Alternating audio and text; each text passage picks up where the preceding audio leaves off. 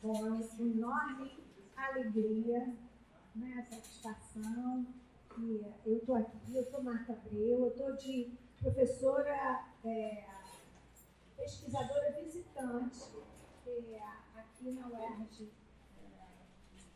de São Gonçalo, formação de professores, e nas discussões, né, do seminário a gente pensou numa mesa sobre os 20 anos da 10.639 e com uma grande satisfação a Maria Cláudia Cardoso Ferreira, que eu vou apresentar aqui, topou vir aqui para conversar com a gente sobre essa sua experiência e reflexão a respeito da implementação da lei e a formação de professores de história.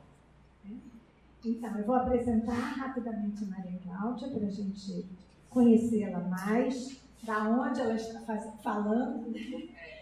A Maria Cláudia é professora da Universidade de Integração Internacional da Lusofonia Afro-Brasileira, Unilab, na Bahia, no Recôncavo. Depois você podia até explicar, Maria Cláudia, um pouco a Unilab, o papel da Unilab, né?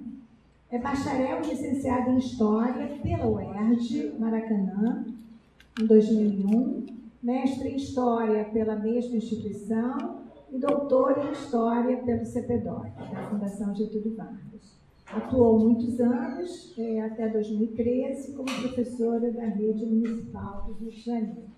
Eu queria destacar que na graduação, né, a Maria Cláudia foi orientada por Marilene Rosa Nogueira da Silva, uma grande companheira, uma das primeiras historiadoras doutoras negras do Rio de Janeiro e que partiu muito cedo, né, infelizmente.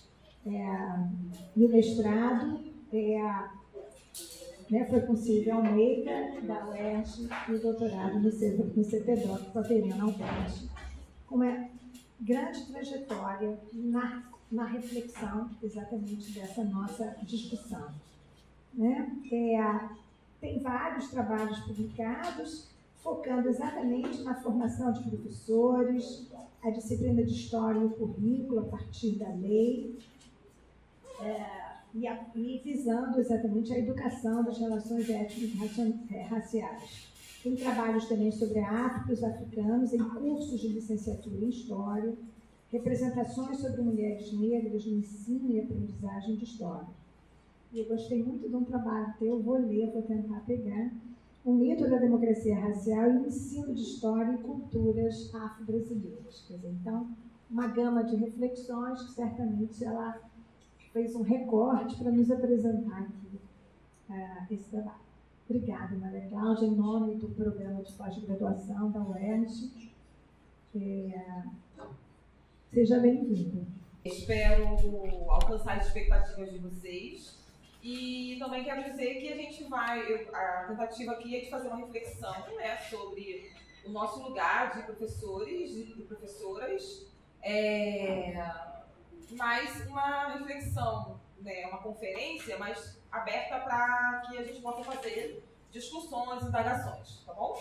Eu quero agradecer a presença de vocês também por estarem aqui para fazer essa conversa e considerar que a gente está num espaço de formação, então é também um lugar de aprendizagem, tanto da minha pessoa quanto de vocês, né? Então, quero que vocês se sintam bem à vontade para poder fazer os questionamentos necessários que forem necessários. Estou aqui disponível para isso. Como a professora Marta informou, eu tenho uma trajetória aqui no Rio de Janeiro, né? Hoje eu estou fora do estado, desde 2013, que eu não trabalho mais no Rio de Janeiro, mas eu fui professora da rede pública municipal do Rio de Janeiro. Trabalhei em algumas escolas do Rio, trabalhei em Engenho da Rainha, trabalhei em Higienópolis, trabalhei em Botafogo, trabalhei na URCA, naquela escola ali na Minas Gerais, trabalhei em Realengo, trabalhei na Tijuca, então, porque a gente fazia dupla, né? Então, além de estar nas escolas de matrícula, eu fazia hora extra. Eu trabalhei no Rio Comprido, então tive bastante experiência na rede pública. E eu sempre gosto de dizer que é desse lugar que eu, né, falo também, desse lugar de professora da educação básica, né, e continuo sendo professora na universidade. Eu sou uma professora. O concurso que eu fiz foi um concurso para magistério superior. Então, esse é o meu lugar. Eu sou uma professora que forma, né, profissionais da educação, forma historiadores, forma especialistas em humanidades, que é uma outra área que a gente trabalha na Unilab. Então, eu quero dizer para vocês que a minha intervenção, toda a minha fala e toda a minha trajetória está atravessada por esse lugar de professora, tá? Tanto na educação básica como agora na universidade. Eu preparei alguns slides para poder orientar, né, a nossa conversa, eu acho que ajuda. E o meu foco é nos 20 anos da lei. Então, primeiramente, eu vou fazer uns apontamentos em torno da própria lei em si, de como ela foi recebida, as expectativas. Eu vou fazer depois uma reflexão vou problematizar um pouco a formação de professores de história, né? Então, eu faço algumas questões, algumas reflexões para que vocês possam refletir as suas próprias trajetórias. Eu faço essas questões a partir da minha trajetória, né? Como estudante e como professora em formação e depois professora formadora. E depois eu vou fazer algumas questões, mas no final algumas reflexões sobre que é isso, né? O desafio para educar para a igualdade racial, que eu acho que é o grande foco da Lei 10.639. O foco da lei é contribuir para que haja igualdade racial. A gente sabe que não é só uma lei, não é só uma ação de colocar conteúdos específicos sobre um grupo, sobre um povo, sobre uma realidade que vai transformar a realidade nacional, mas que esse é um dos elementos, porque o foco, então, seria a ideia de igualdade racial, né? E, por fim, se der tempo, eu trouxe um exemplo de uma possibilidade de como, uma coisa que você pode pensar para trabalhar, do ponto de vista, no campo da história, uma provocaçãozinha, né, para a gente poder pensar, tá? Então, vocês conhecem esse texto, né? Esse texto é um texto básico da lei, eu não vou ler o texto aqui agora, mas ele é um texto, que é o texto que está na lei, né? Ele é um texto que define, ele de algum modo é um texto que você escreveu junto com o Hebe, que fazem, inclusive, uma reflexão em torno disso, né? Quanto o caráter prescritivo da lei. Né? Então, o texto que está lá dizendo, olha, esses conteúdos têm que aparecer no ensino da história da África, dos africanos e dos afro-brasileiros. Então, e depois, a 11.645, que inclui as histórias indígenas. O texto da lei, ele é acompanhado, por assim dizer, a partir de 2004, vocês devem conhecer também, que são as diretrizes curriculares, que vão, então, dizer mais ou menos toda a estruturação, os níveis de ensino, né? Então tem toda uma organização, vamos assim dizer, em relação à lei. Esse texto, ele foi escrito basicamente pela professora Petronília Beatriz, né? Que foi a relatora do parecer, que depois vai virar a diretriz, né? Eles fazem um parecer, o Conselho Nacional de Educação faz um parecer, e esse parecer depois vai virar essa diretriz. Então, a professora Petronília que vai escrever. E tem uma questão, que é isso que eu falava para vocês, do desafio de educar para a igualdade racial. Tem uma questão nesse texto, das diretrizes, que a Petronília e o grupo que vai, então, redigir esse documento, está olhando para um futuro muito promissor, muito positivo. Tem todo um ambiente da política pública, né? Todo um ambiente em 2003, que é a entrada, né, da mudança, que o governo, então, ganha. Então, tem todo um contexto de transformação, meio parecido com o que a gente está vivendo agora novamente, né? Então, toda uma empolgação em torno e portas abertas para poder fazer, para poder propor, né? Então, a gente está em 2003, fevereiro, se eu não me engano, janeiro, que é a lei aprovada, 2004, então, a gente tem as diretrizes, então a gente tem que pensar nesse ambiente todo. E a Petronília, então, no texto, ela vai dizer que a lei vai fazer com que novos parâmetros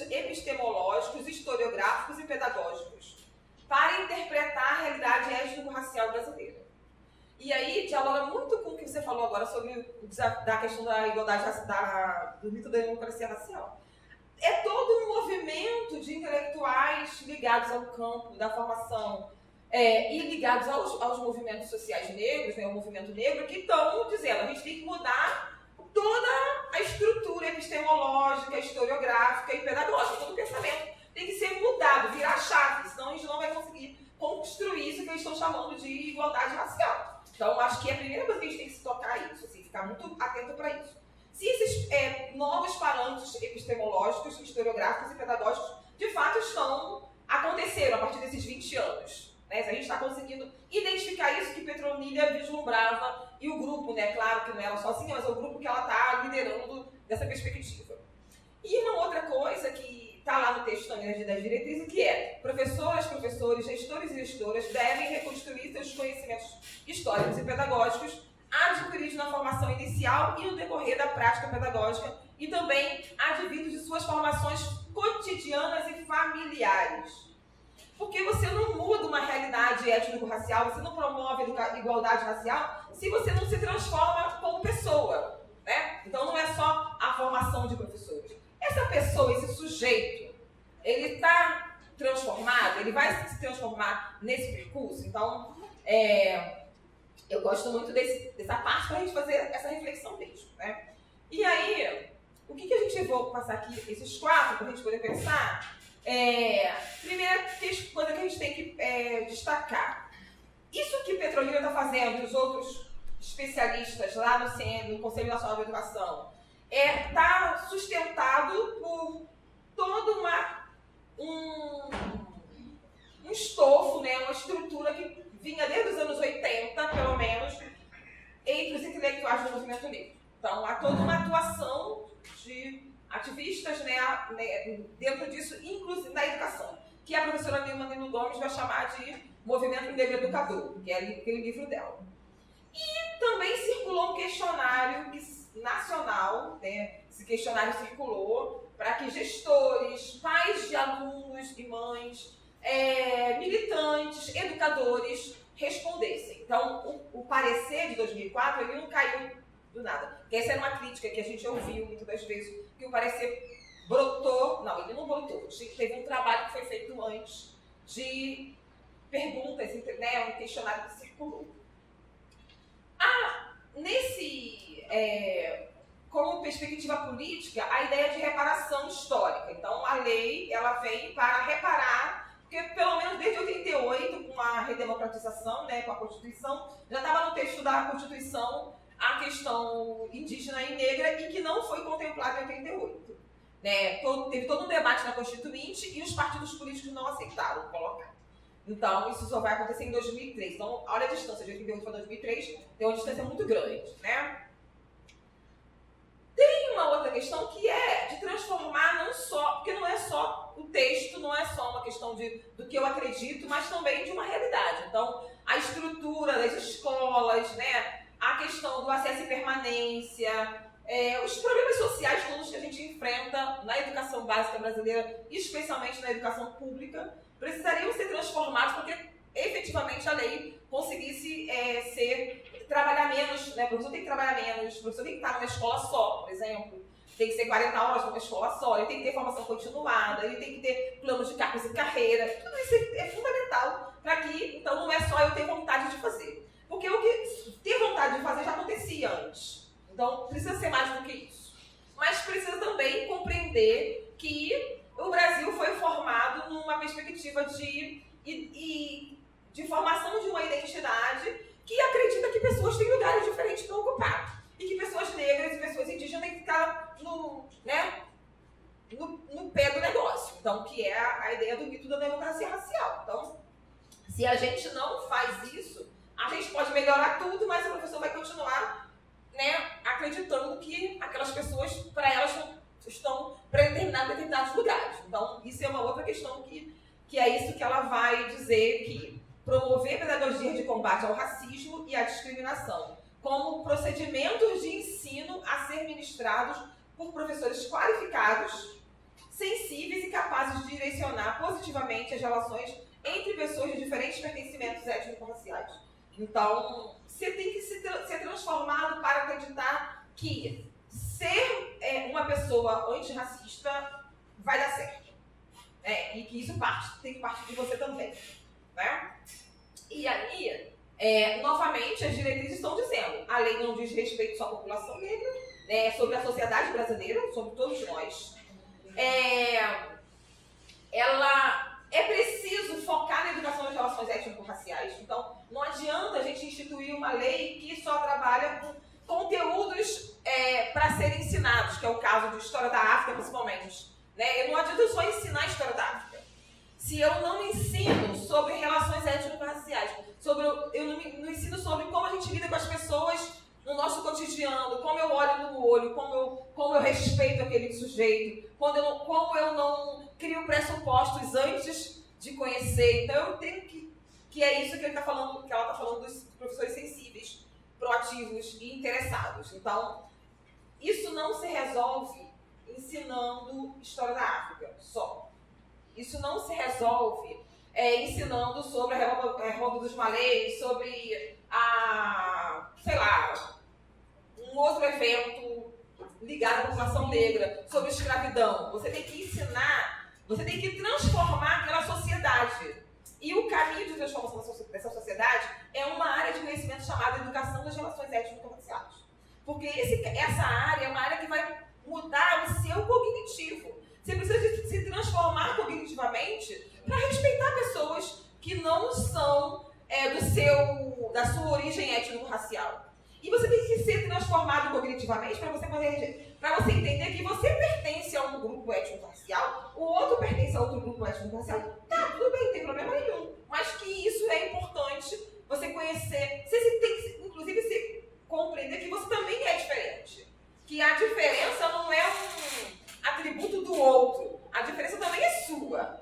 Se perceber na diferença também é importante. Para que você possa, então, pensar a perspectiva da educação das relações étnico-raciais. Tá? E aí sim, então, a ideia das pedagogias, ações educativas de combate ao racismo. E aí que é isso, as mudanças nas pessoas e nas instituições. Se as instituições são feitas de pessoas, você tem que transformar as pessoas primeiro, né? Que é a ideia da educação das relações étnico-raciais. E aí, novamente, a lei propõe as pedagogias de combate ao racismo. Será que nós estamos formando professores com esses objetivos? Quem está na formação de professores, quem está na faculdade de formação de professores, a gente está formando professores para as pedagogias de combate ao racismo? Todo dia, quando você faz o planejamento de ensino, você pensa nisso? Quando você organiza atividades, organiza eventos, quando você acolhe esse aluno com alguma questão, esse aluno que está em processo de formação para se tornar professor. Então, acho que esse é o primeiro questionamento que eu falei para vocês sobre esse segundo momento da minha fala, que são as problematizações da formação. Como está o campo de educação das relações étnico-raciais nos cursos de formação de professores? Então, seja na história ou em outras áreas. Como que existe uma cadeira com esse nome, Educação das Relações Étnico-Raciais? Não existe uma cadeira, mas existem tópicos, em todas as disciplinas do campo, na formação de professores. Vocês conseguem separar a literatura, chamar especialistas, preparar material para trabalhar com os seus alunos na formação de professores, que depois eles possam conseguir fazer um trabalho quando estiverem na educação básica atuando? Então, acho que é a segunda problematização. Vocês consideram os conceitos próprios da área de história, especialmente o que a gente chama de conceitos de segunda ordem, a ideia de fazer inferência, fazer questões para as fontes, a ideia de processo, a ideia de comparar documentos históricos nas temporalidades. Então, todos esses conceitos que a gente aprende como professores de história ou como historiadores, a gente aprende assim, sobre Revolução Francesa, mas tem uma discussão de temporalidade que está ali, que é importante. Como era a realidade francesa, dos grupos sociais, antes da Revolução e depois da Revolução.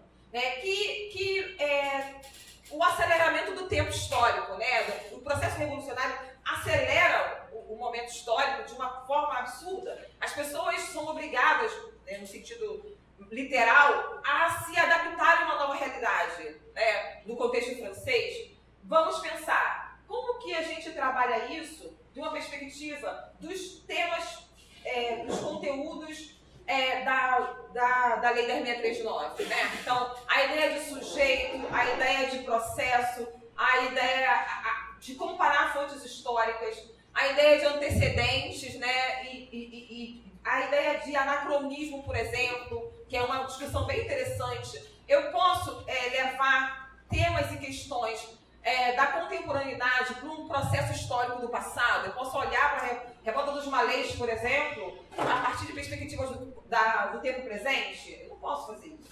Né? Então, como que eu trabalho isso a partir da Lei 10.639? Eu trabalho com fontes históricas, por exemplo, que uma das coisas que a gente ouve é que não tem material.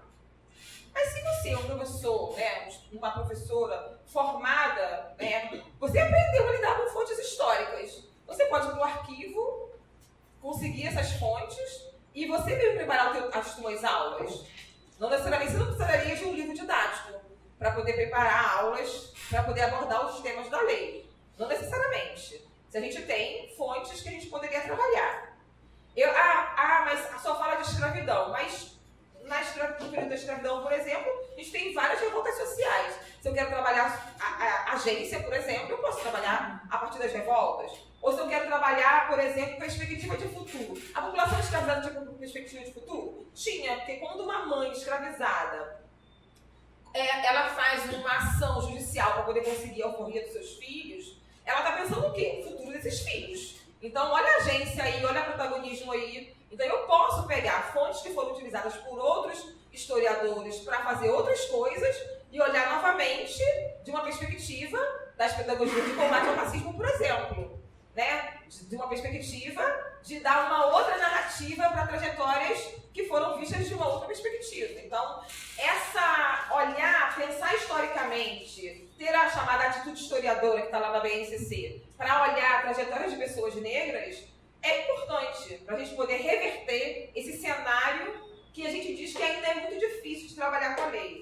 Aí eu estou falando, gente, no geral, né? A gente ouve no senso comum essa fala de que é muito difícil, que não tem material, que não tem negro aqui, que não tem negro ali. Né? Mas a gente pode, talvez, a partir de uma perspectiva do próprio fazer histórico, do próprio fazer de historiadores e historiadoras, olhar novamente para essas realidades e pensar como fazer, tá? Para não precisar do livro didático, para não precisar de materiais que a gente diz que supostamente não tem. Tá? Novamente, sobre a nossa formação. É uma proposta aqui, tá? Uma proposição. Anote situações em que você aprendeu durante a sua formação a ser professor, professora para ensinar os saberes concernentes à lei, né? Então, pensa aí rapidinho. Saberes históricos, pedagógicos e de educação das relações étnico-raciais.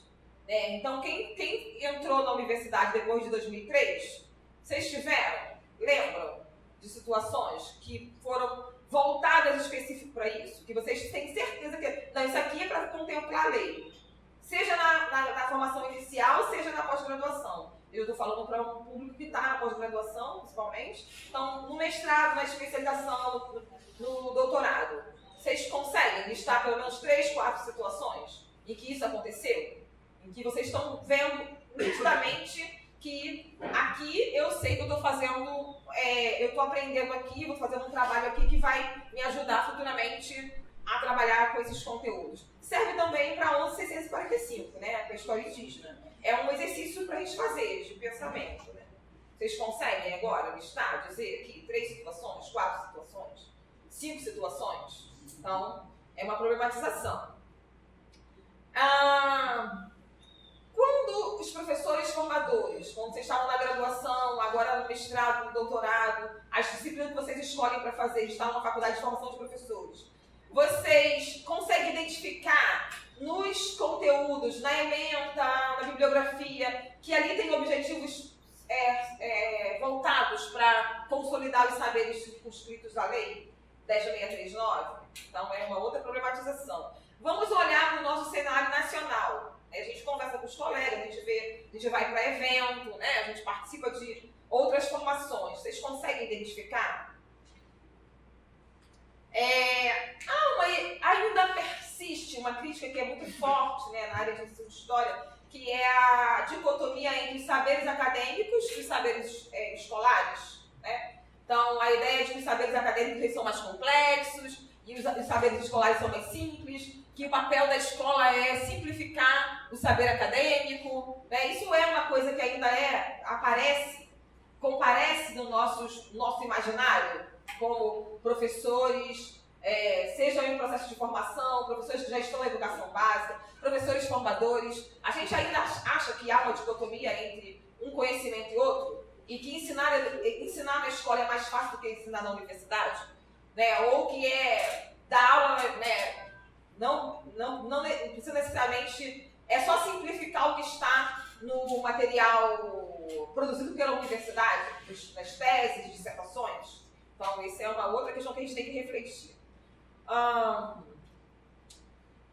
Vocês conseguem listar disciplinas que vocês fizeram que estão diretamente relacionados com a lei? Foram para a lei, especificamente para a lei. Por exemplo, História da África. As pessoas associam diretamente História da África para a lei. Existem outras, né, nos cursos de formação, aqui, né, no Brasil, aqui no Rio de Janeiro. Então, é uma coisa para a gente poder pensar. Vocês acham que tem que ter uma disciplina específica de história afro-brasileira? Ou vocês acham que todos os componentes curriculares, né, todas as disciplinas da formação em história deveriam de contemplar os conteúdos da lei? Será que uma disciplina só de história afro-brasileira, ela vai contemplar os conteúdos da lei?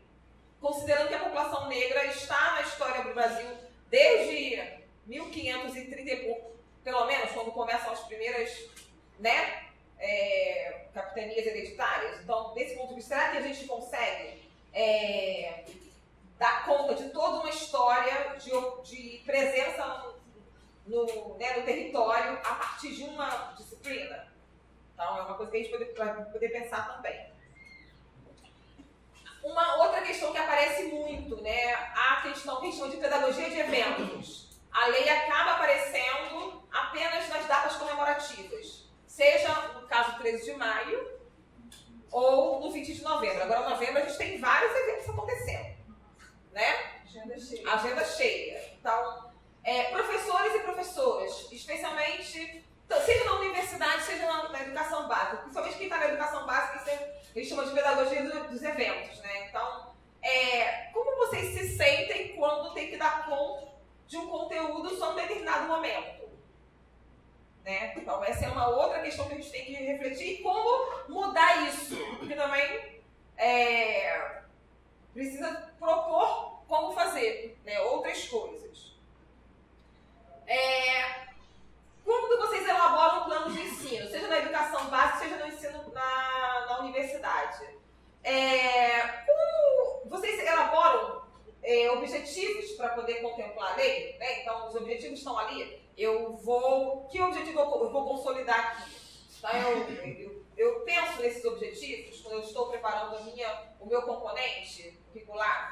Ou isso não aparece? Mesmo que a gente tenha uma questão que, assim, o livro didático. O livro didático, ele na verdade, é um monte de planos de aula, né? Então, a gente não prepara pensando, entre aspas, que você tem um monte de planos de aula ali, você já está ali. Mas você tem que, considerando que você tem que... A gente não dá aulas de tudo que está no livro didático, é impossível, né? E que você tem as especificidades da instituição em que você está. Então, você prepara uma aula para uma realidade, para outra realidade. Você foca nisso, pensa como que eu vou fazer meu planejamento, seja trimestral, seja semestral, anual. Eu tenho olhado para esses elementos, a Lei 10.639 tem que comparecer no meu currículo. E eu preciso fazer isso, preparar isso. Eu tenho olhado para essa realidade, seja na educação básica, seja na universidade. Uma outra questão que tem aparecido também nas reflexões dos professores, especialmente na educação básica, mas também deveria de aparecer nos professores formadores, considerando especialmente os cursos de formação de professores, que é a relação entre a BNCC, né, e a Lei 10.639. Ainda que a BNCC não seja um currículo, né, gente? A BNCC, ela é uma orientação. Inclusive, a BNCC,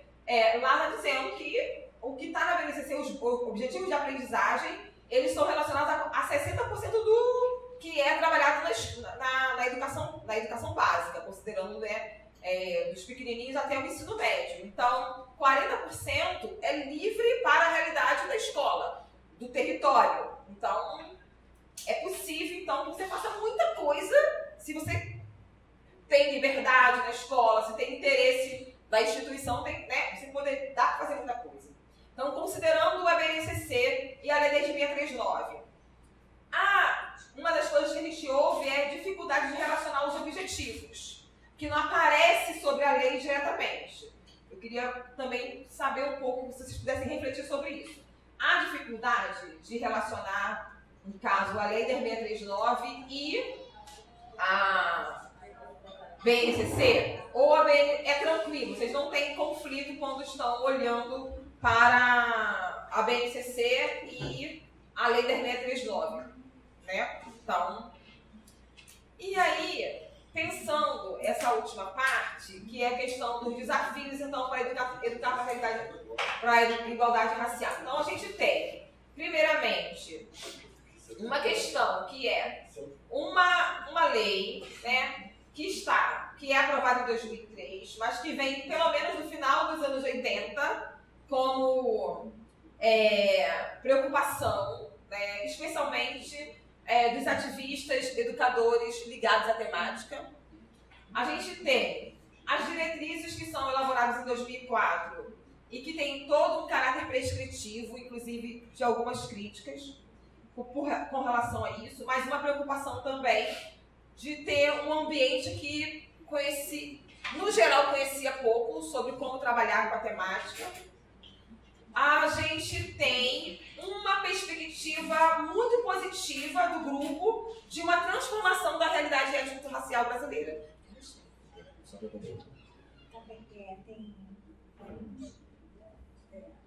Eu falei 20 minutos já? Não, já. 25, não, vai. Já conte como. Tá. Então, 25 minutos. Não. Tá, então vou fazer tempo. Fica à vontade. Então, a matemática aqui é o seguinte: não absfora nada, fala quanto você quiser. Tá. Então, o que a gente tem? Então, essa professora, né, esse grupo muito positivo com relação a essa transformação a partir de 2003, a gente tem que botar isso na conta, né? Essa ideia de que vai mudar tudo, não sei o quê. E a gente tem uma realidade nacional, diversa, muitas dificuldades da formação de professores. Na minha tese, por exemplo, eu estudei 4 cursos de formação de professores à distância. Nesse boom também de mudança. Eu estudei, inclusive, um curso que foi organizado aqui pela Faculdade de Formação de Professores e pela PUC, né, Rio, que foi o Pró-Licenciatura, o edital do Pró-Licenciatura, que formou 1.010 professores leigos e leigas da Bahia, de Sergipe, do Maranhão e do Ceará. E assim, imagina, eu fui professora tutora do curso e foi assim, uma realidade. Pessoas que estavam há 10, 15 anos lecionando história sem não tinha formação. E que horas que elas estudavam? Como que você vai ler os textos?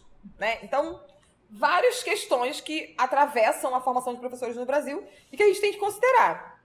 Que não é só você preparar as aulas, mas tem que esses elementos. Mas que um dos elementos que a gente também não deve considerar, que eu vou trabalhar agora, que é a vontade política, a vontade de fazer.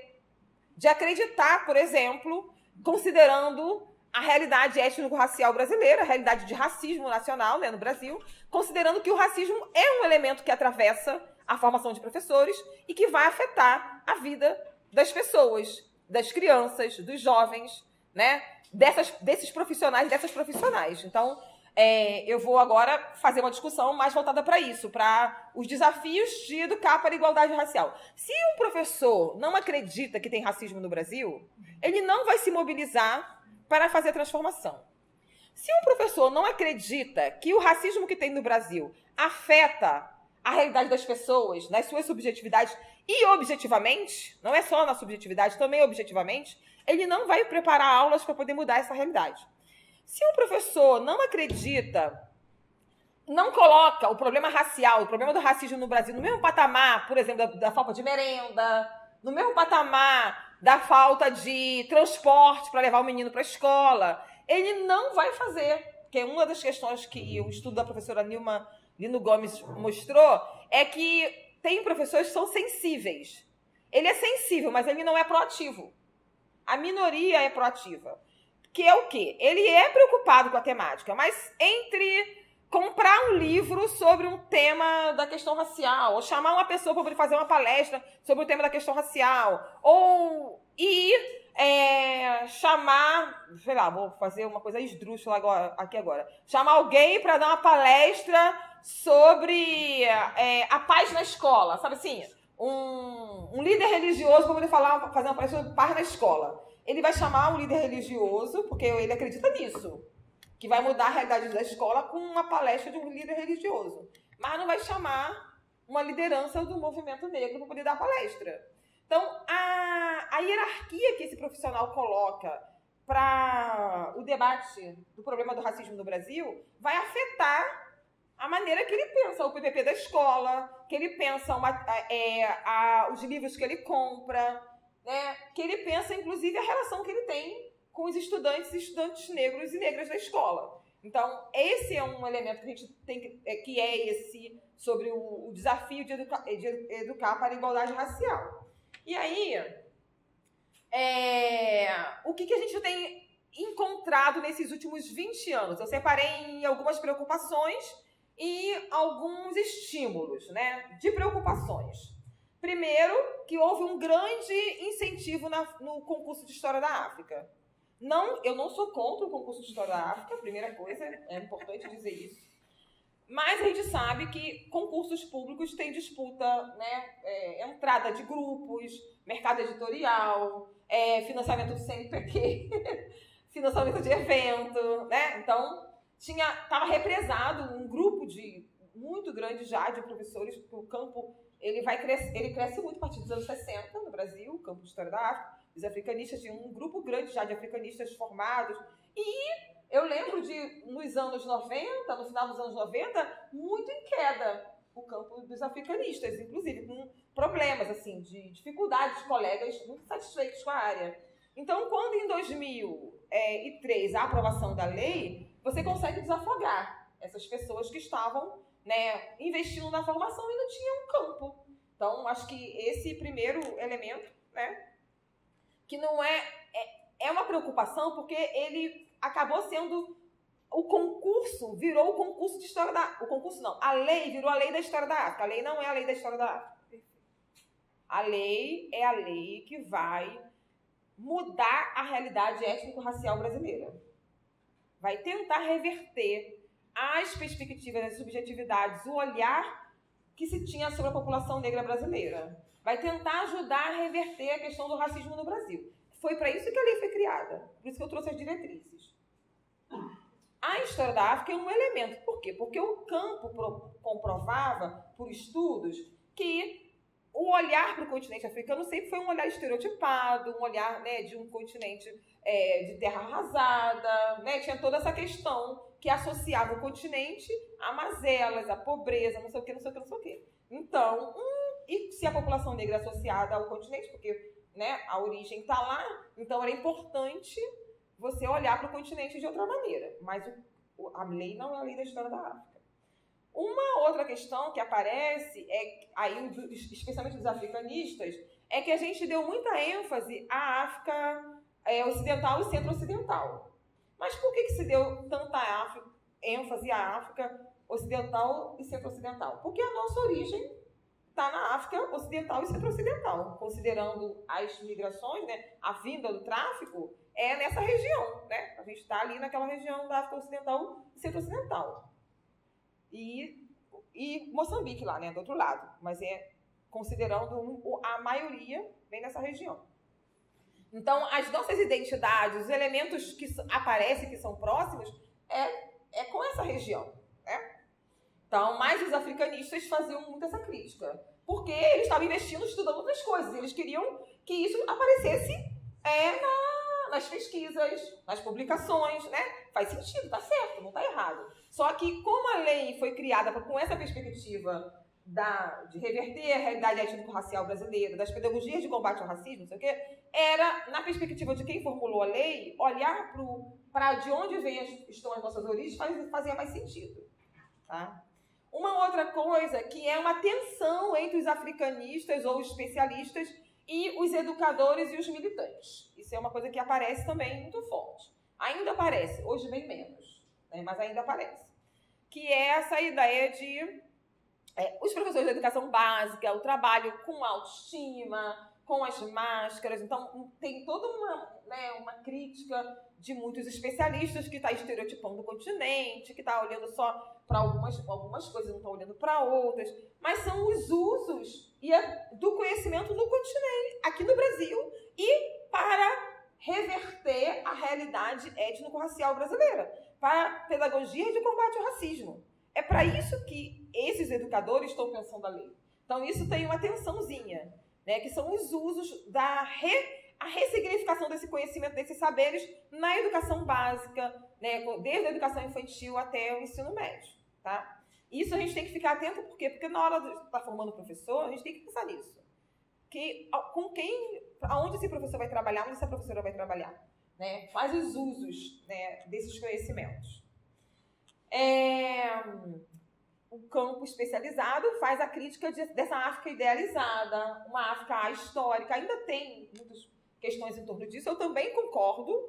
Né? Tem muitos problemas com relação às generalizações do continente. Não dá para reverter, virar tudo também. Aí era só negação, agora é só coisa boa. Não é isso. Em lugar nenhum só tem coisa boa e em lugar nenhum só tem negação. Né? Então, você precisa ter investimento, ter pesquisa e ter bom senso. Né? Então, inclusive, historicizar os problemas. Assim, é possível, você tem que ensinar historicizando os problemas. Só não dá para fazer isso com um menino de 6 anos na educação infantil. Mas no ensino médio, você pode trabalhar todos os problemas que tem no continente africano, não há problema com relação a isso. Né? Historicizar, estudar os processos, os envolvimentos, as elites africanas, né? Questões seríssimas, com desigualdade, com vários problemas, né? As associações com os grupos internacionais, capitalismo no continente. Né? Então, não é problema nenhum fazer isso. Mas você tem que ter bom senso. Então, tinha uma crise entre o campo especializado e o campo da educação das relações étnico-raciais, por assim dizer. Tá? E uma outra coisa é essa ideia que apareceu, muito grande, que ainda de que é uma disciplina que você vai criar num curso de formação, num curso, seja no bacharelado, seja na licenciatura. Você tem um curso com, sei lá, quantas disciplinas? 30 disciplinas durante a formação toda. Aí você dá uma de História da África e você está contemplando a lei. Não está contemplando a lei, gente. Não está. Isso é para a fiscalização do MEC, né, para você poder botar lá no projeto do não sei das contas, mas não é para contemplar a lei. Isso é uma coisa que tem que mudar, e ainda não mudou, infelizmente. Tá? Ou colocar eletiva, então faz quem quer, que é outro problema também. Então, e, como já falei antes, esse distanciamento entre o que está sendo feito na universidade e o que está na educação básica. Essa falta de diálogo ainda, infelizmente, entre as duas áreas. Que resolve como? Frequentando os espaços de estágio, né? O professor da universidade tem que estar no estágio. Fazendo mais atividades entre os dois grupos. Como que fala? A horizontalidade da relação entre o professor da universidade e o professor da educação básica, que está como professor supervisor de estágio, por exemplo. Né? As pós-graduações, o Prof. História mudou muito essa realidade. Eu acho que isso a gente não pode desconsiderar. Isso é muito importante destacar. O Prof. História faz uma diferença enorme quando começa, né? Porque, inclusive, a área da Lei 10.639 é a que tem mais trabalhos, então, que era a demanda represada, né? Então, acho que a gente não pode desconsiderar isso. Uma outra coisa que eu falei para vocês, né? Esse trabalho a professora Nilma e a professora Renísia são 2 trabalhos diferentes. Então, o da Renísia, que é esse de 2013, ela vai estudar 133 municípios que responderam, que devolveram o questionário. E no estudo ela comprovou que você tem 3 tipos de gestores, né? Que seriam os alheios, era a maioria, em 2003, passava batido a lei, né? Quando dava, fazia só no evento. Os sensíveis, que seria esse que eu falei para vocês antes. Tá, tudo bem. Se tiver tudo bem na escola, eu contemplo a lei. Mas se acontece qualquer coisa de diferente, eu vou para resolver esse outro problema e esqueço de dar conta das questões da lei. Inclusive com relação a financiamento, suspendo atividades. Então, esse professor, ele tem uma sensibilidade, mas ele não está ali focado nesse objetivo. E um grupo mínimo era dos professores que seriam os proativos. Geralmente, o que acontece na realidade? Quem é o professor proativo? Geralmente é o professor negro, professora negra, que tem identidade negra resolvida, tá? Porque não é todo professor negro, todo professora negra. Às vezes, também acontece o professor ou a professora que vem de relacionamentos interraciais. Porque ele passou em casa pelo problema, então ele já vai para a escola com essa preocupação. Também acontece em algumas situações professores que têm outras diferenças na sua trajetória. Seja você tem um filho com algum espectro, ou você tem um filho com uma deficiência. Então, quando você tem a diferença como marcador da sua trajetória, por algum motivo, aí você vai levar as questões da sexualidade de gênero. Então, você fica sensível porque você também já tem isso na sua vida.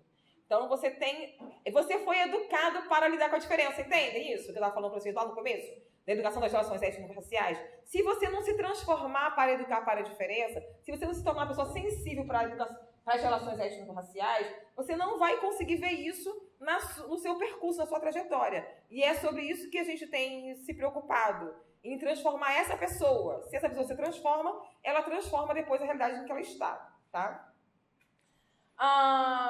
Uma outra coisa também que acontece ainda, que é isso, está na pedagogia dos eventos, que é o excesso de abordagem culturalistas, os cartazes, né? Ainda tem, por exemplo, lá na Bahia, eu vejo assim, a coisa de botar roupa de capoeira, desfilar com roupa de baiana. Não é que não tenha que fazer isso, mas não pode ser só isso, gente, sabe? Roupa de carnaval, sabe essas coisas? Ou então bota uma roda de jongo, aqui no Rio, tá, né? Aí bota a coisa do jongo. Não pode ser só isso. Isso pode ser, mas não pode ser só isso. Tá? Então, isso ainda é uma das preocupações. A formação inicial e continuada precária, né? Já falei disso, baixos salários, excesso de trabalho, esses elementos todos vão atravessar o nosso trabalho. E a gente tem que considerar, tá? E as questões dos estudantes. Tem um texto da professora Flávia Caymmi, se vocês conhecem, que é para ensinar a história a João, precisa saber de ensinar de história e de João. As questões que afetam as trajetórias dos estudantes, os problemas de violência, de pobreza, tudo isso vão atravessar a escola e vão afetar a implementação de uma política pública, né, e de um currículo do ensino, tá? E, por último, né, e mas não menos importante, os problemas que a gente tem enfrentado nos últimos anos, dos negacionismos, né, o crescimento do fundamentalismo religioso. Esses elementos também têm preocupado a implementação da lei, tá? Aí os estímulos, né, não tem só coisa ruim, né? Então vamos lá. A gente tem deixado de acreditar na democracia racial, então acho que isso é um elemento que a gente pode pensar que tem modificado. A entrada de alunos negros e negras na universidade, então as políticas de cotas, outras políticas de acesso, eu acho que ajudaram muito essa transformação. O Prof. História, como eu disse, né? Então o Prof. História também é uma coisa que mudou um pouco essa realidade. Assim, da minha experiência, o GT, Emancipações e Pós-Abolição, as pesquisas no campo, eu acho que ajudam também a oxigenar, né, especialmente o campo do século XX, estudar os negros na história no século XX, para não ficar só na época da escravidão, que era o que a crítica era feita, né, a olhar, assim como a gente estava falando mais cedo da questão indígena, né, os povos indígenas só no passado, assim, então, a partir do GT, Emancipações e Pós-Abolição, o GT Mundo do Trabalho também, a gente não pode deixar, que olha para o escravizado como um trabalhador, né? Os estudos do João José Reis, por exemplo, agora a greve negra, né? O estudo dele sobre... Então, você olha para esse escravizado como alguém que reivindica melhores condições de trabalho, como um sujeito que está pensando no futuro, como alguém que está projetando a vida, independente, com todos os problemas da escravidão. Então, você não é só uma coisa, você é pessoa, você ama, você tem ódio, você, né? Então isso é importante também do ponto de vista da pesquisa e da transformação, tá? Há uma ampliação dos campos de conhecimento, eu acho que a gente tem mais trocas, há um aumento das pós-graduações, então a gente conseguiu fazer mais pesquisas no campo. A entrada de mais professores, os últimos concursos entraram mais professores negros e negras, professores comprometidos com as temáticas, independente de serem negros ou negras. Então isso também eu acho que a gente pode considerar como elementos importantes. Esses estudantes que entram na universidade, que vêm das políticas de cotas, ou que vêm com identidade negra já resolvida, também demandam as temáticas. Eu acho que isso é uma coisa que tem atravessado os professores nas universidades. São obrigados a procurar os temas, a estudar sobre isso, porque os seus alunos querem pesquisar. Então, isso também é uma coisa que acontece, tá? Isso que, né? E o caso da Unilab, e da Unila no Sul, né? Em Foz do Iguaçu, a Unila com as temáticas indígenas e a Unilab lá no Ceará e na Bahia com a temática africana e afro-brasileira. Eu estou numa instituição que, tecnicamente, metade dos estudantes são africanos, dos países africanos de língua oficial portuguesa. Então, eles fazem a seleção lá na África e vêm para cá, tá? A seleção é feita lá. E, assim, a gente é obrigado a estudar. Porque, né, você tem que estudar para poder preparar as aulas, para contemplar os temas que eles querem pesquisar. Então, a gente... Assim, eu não sabia nada do continente. Eu vou saber com os meus alunos. Né? Então, isso... E estou num território, porque eu estou no recôncavo da Bahia, que é 99% negro. Então, eu tenho... É uma universidade afro-brasileira. Né? Do ponto de vista do território, que eu estou no território negro, do ponto de vista dos seus objetivos, porque a metade dos meus estudantes são africanos, e do currículo. A gente fez um currículo que ele é voltado para essa perspectiva. Então, a gente tem 2 Áfricas, África 1 e 2. A gente não tem Idade Média, por exemplo. A disciplina é Mediterrâneo e suas conexões. Então, a gente está olhando para o território do Mediterrâneo, é o mar. E o momento que o mar está no auge, hoje está de novo, né? Mas o momento que ele está naquele contexto da Península Ibérica, de todo o Oriente Médio e todo o norte da África. Então, a gente estuda essa região. Né? A gente tem África Antiga e tem mais 2 Áfricas. Não, África Antiga e mais 2 Áfricas. A África Antiga, então, em vez de a gente partir de Grécia e Roma, como a gente tinha na nossa graduação, a gente parte do continente africano, que efetivamente é onde, até a segunda ordem, as comprovações estão lá. Então, você parte dali para estudar outras regiões. Né? A gente tem as eletivas, algumas eletivas que também são voltadas para as temáticas. E tudo bem. O nosso lindo sonho maravilhoso seria isso. Né? Aí tem uma de Guiné-Bissau, uma de São Tomé e Príncipe, que são eletivas também. Uma de cada país, uma de Cabo Verde, uma de Angola, uma de Moçambique. Só não tem Timor-Leste, porque a gente também tem alunos do Timor. Lá na Bahia só tem um, mas no Ceará tem mais. Só que os nossos alunos brasileiros, e tem 4 Brasis, que não são cronológicos, são temáticos. Então, é política e sociedade, sociedade e cultura, movimentos sociais no Brasil republicano, que só movimentos sociais, e tem uma outra, que eu não vou lembrar agora. Só que os nossos alunos, os brasileiros, começaram a reclamar. Porque elas são eletivas, então eles têm que, quando aparecer, eles têm que pegar. Se eu quero me especializar em Brasil, eu pego todas as de Brasil, então eu fiz todos os Brasis. Aí eles reclamam que tem muita África e não tem Brasil. Eu falei, gente, é só vocês, assim como os africanos escolhem as disciplinas da África, vocês escolhem os de Brasil. Então, que é o do nosso lugar, né? A gente está falando, eles ficam incomodados, de algum modo, com esse excesso de África no currículo. Então, agora a gente teve que fazer uma reforma, fizemos uma mudança curricular, e os Brasis viraram obrigatórios. Então, os africanos são obrigados a fazer Brasil. Que é um problema, do ponto de vista que é uma universidade internacional, que está propondo uma integração. Então, não faz sentido eu obrigar os meus estudantes internacionais a fazerem os componentes de Brasil, mesmo eles estudando no Brasil. Porque eles fazem se eles quiserem, eles não são obrigados a fazer.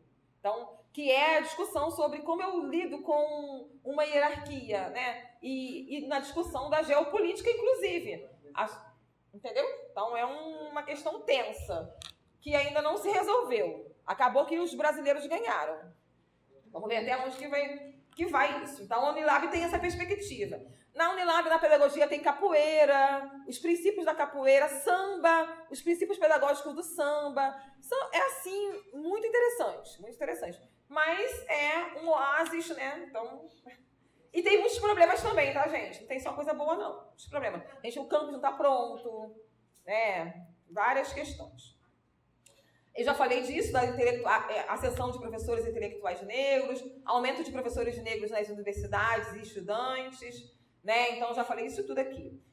Aí, o que eu coloco assim, essas trajetórias e pertencimentos étnico-raciais que estão entrando na universidade, os estudantes, será que nós estamos, de fato, conseguindo fazer esses novos parâmetros epistemológicos, historiográficos e pedagógicos que a professora Nilma escreveu lá no parecer, em 2004?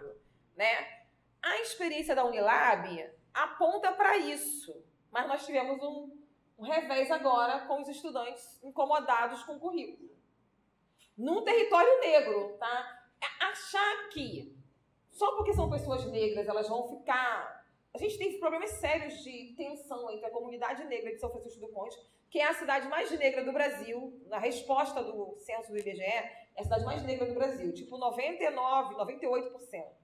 Que eles se declaram pretos e pardos. Mas se declarar preto e pardo não é ter identidade étnico-racial suficiente, resolvida, para você ter essa sensibilidade, que é de transformar, né, de lutar contra o racismo. Então, a gente teve muitos problemas, hoje bem menos, mas de tensionamento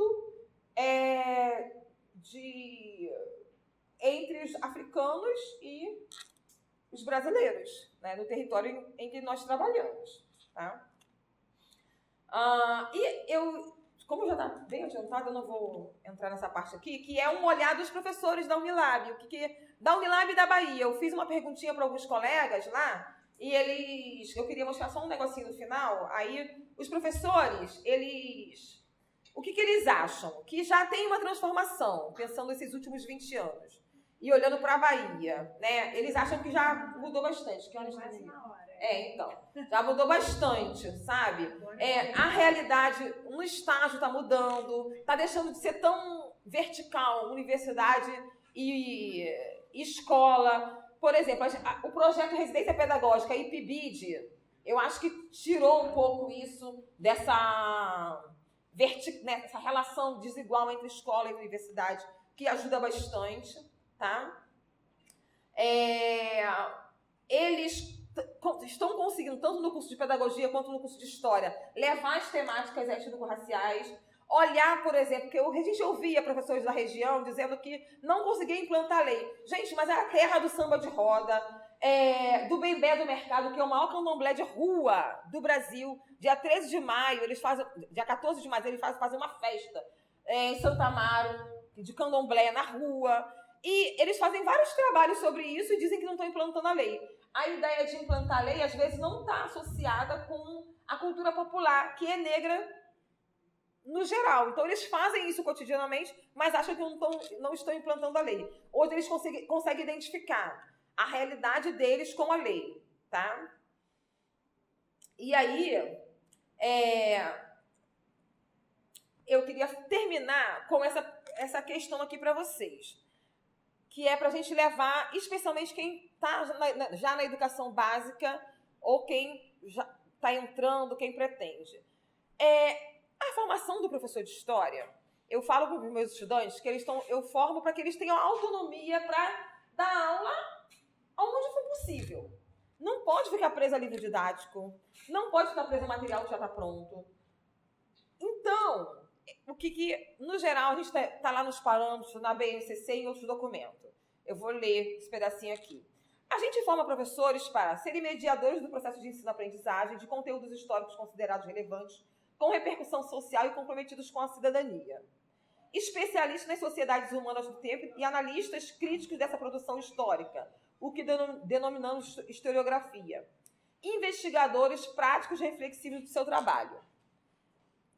A questão que a gente tem que pensar é se os nossos professores estão conscientes de que a formação de professores tem essa preocupação aqui, desse sujeito que consiga ser um sujeito autônomo, que não dependa de suportes, né? Porque o que eu vejo como professora formadora, muitas das vezes, é que o estudante ele está sendo formado para ser um simplificador de conteúdos que estão sendo transpassados pelo seu professor na universidade. A universidade, ela ensina, muitas das, a não ser os cursos de formação, a parte lá dos estágios, não sei o quê, das práticas, o professor, a gente aprende a ser professor de história vendo o professor dar aula.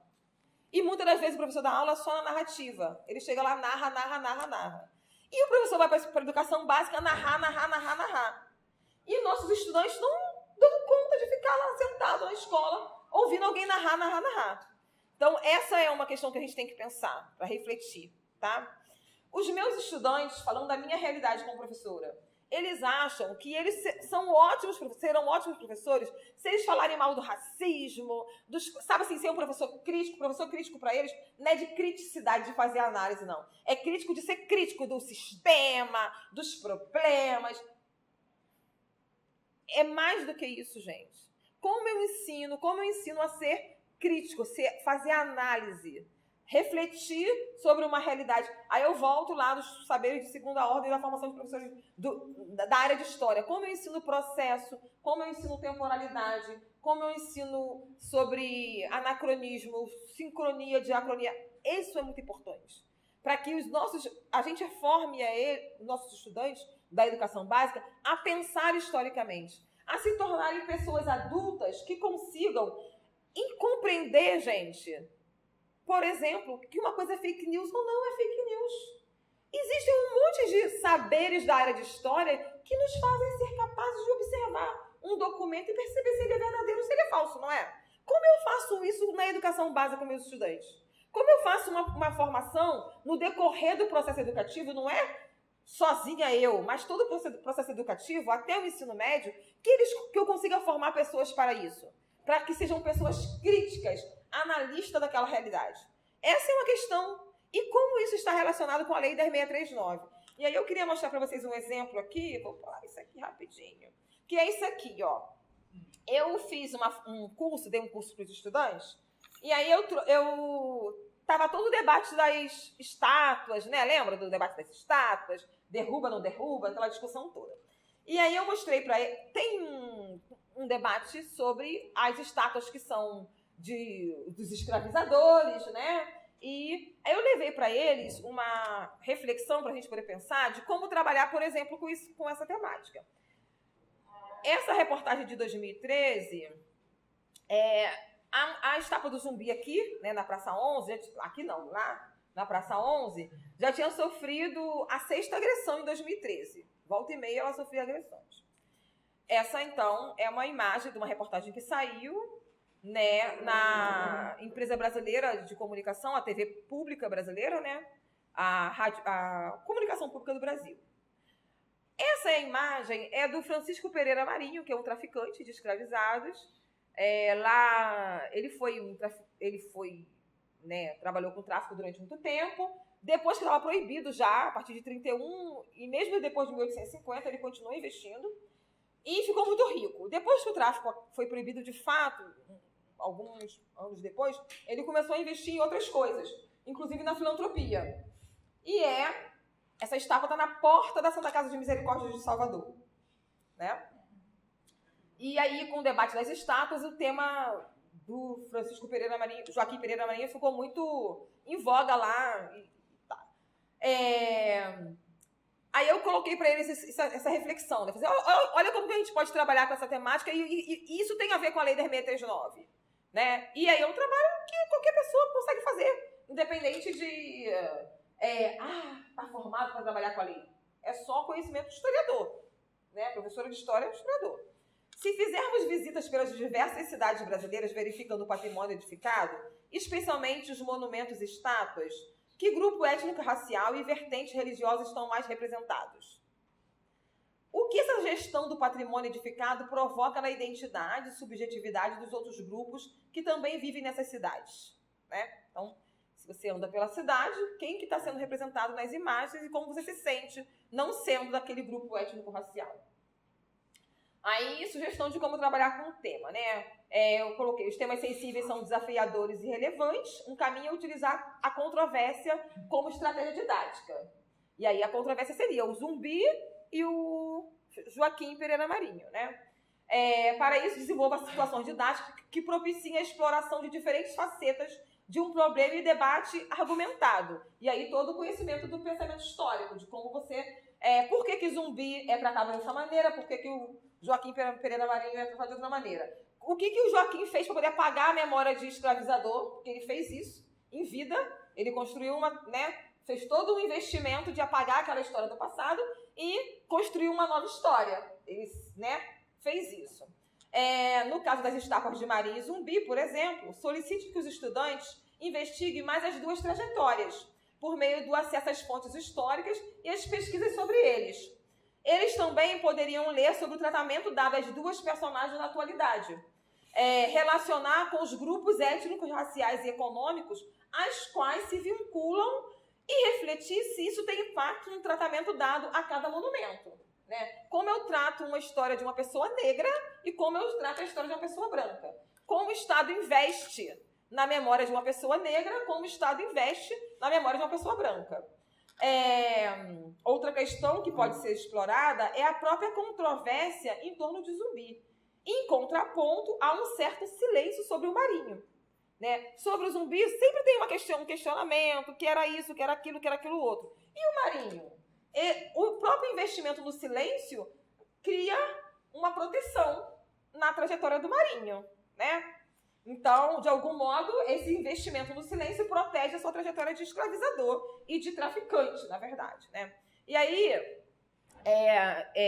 eu fiz essa provocaçãozinha para mostrar para eles que é possível a gente pensar a lei e continuar sendo historiadoras, pensar a partir da história. E como que isso transforma a sensibilidade das pessoas. Como isso provoca essa mudança no cognitivo, de como olha para as pessoas. Pessoas negras, pessoas indígenas. Esse aqui é o site Salvador Escravista, não sei se vocês conhecem, é bem interessante, de um grupo de historiadores lá da Bahia, da UFES, que é estadual, da UFBA, da UFRB, e eles fizeram esse projeto. Esse aqui é a estátua do Zumbi, que fica no Pelourinho, né, ali no Terreiro de Jesus. Eles fizeram, por exemplo, as ruas em que os personagens negros estão homenageados são as vielas, as ruas do subúrbio, entendeu? E os personagens brancos da elite do século XIX estão nas grandes avenidas, a Avenida Princesa Isabel, sabe assim? É assim que... Então, você vê a gestão do patrimônio da cidade e você vê como você pode fazer uma aula de campo, sair pela rua com as crianças e mostrando como pessoas negras estão sendo retratadas e o que isso diz sobre poder, sobre lugar, sobre visibilidade, sobre representação. Então, isso é educação das relações étnico-raciais e é ensino de história. O patrimônio é fonte histórica. Eu leio o patrimônio, eu ensino história olhando para a rua, né? Como a rua conta a história das pessoas, e eu estou ensinando sobre a educação das relações étnico-raciais, porque eu estou ensinando sobre quem está na gestão do patrimônio, quem está no cargo, quem esteve durante tanto tempo nesse cargo, nesses cargos, e quem escolhe o que vai ser visto. Então, para finalizar, eu acho que a gente pode, na educação básica, colocar as crianças e os jovens no centro do acontecimento ensinado, não apenas como espectadores, que é o que eu falo, que lá na BNCC está dizendo que é a atitude historiadora. Então, trabalhar com fontes, trabalhar com a opinião deles, pedir para eles fazerem as análises, não levar a análise pronta, questionar, ver as contradições, sabe? E ir com isso, fazendo a análise e aparando as arestas, colocar os estudantes como sujeitos para a gente perceber, inclusive, como eles pensam e aonde estão as suas subjetividades. E a gente vai educando para poder mudar essas subjetividades, tá? Ensinar que o passado convive com o presente, fazer aulas de campo, trabalhar com histórias de vida, relatos orais, que é a população negra, né? A gente vai ter muito mais relatos orais do que outros documentos, né? Então isso também é importante. Se ocupar das histórias das pessoas comuns, gente. As populações pobres, as populações negras, indígenas, operárias, são pessoas comuns. Elas não vão estar nos grandes textos, nos grandes manuais. Então, o que a gente faz? Olha quem está nas entrelinhas, né? Então, se ocupar das histórias comuns, suas angústias, medos, lutas, amores cotidianos, né? Então, isso vai ajudar a contribuir para criar uma consciência histórica de si e dos grupos aos quais a pessoa faz parte. Porque você vê uma criança negra desprezando a sua própria história, é a história que ela faz parte, porque ela vai valorizar uma história que não é dela, né? Então, acho que é muito importante isso, e não fugir das emoções. A gente também tem que se educar, se preparar para acolher, né? Para compreender essas dificuldades, então não fugir das emoções. Com cuidado e preparo, aborde os conteúdos e busque investigar com os estudantes que emoções, sentimentos emergem. Eu lembro que quando eu ensinava sobre a chegada dos portugueses aqui, eu trabalhava com sinestesia. As turmas geralmente era sexto ano, né? Sétimo ano agora, mas era sexta série.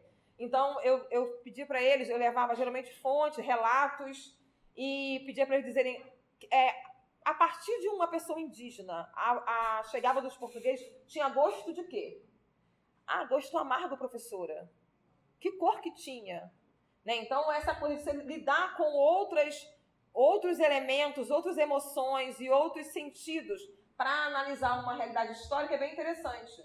Porque eles dão cores, eles dão gostos, eles dão sentimentos para aqueles relatos, para aquelas realidades. É bem interessante. E para trabalhar com a educação das relações étnico-raciais, isso é muito legal. O que eu estou propondo, como historiadora que sou, como professora formadora de professores de história que sou, é que a gente não tem que deixar a história para poder trabalhar com a educação das relações étnico-raciais. A gente tem que levar as educações das relações étnico-raciais para a história, a partir das próprias fontes históricas, a partir da própria realidade histórica que a gente está lidando, tá bom? Então é isso que eu queria trazer para vocês. Eu não sei se eu ajudei, se contribuiu, e obrigada.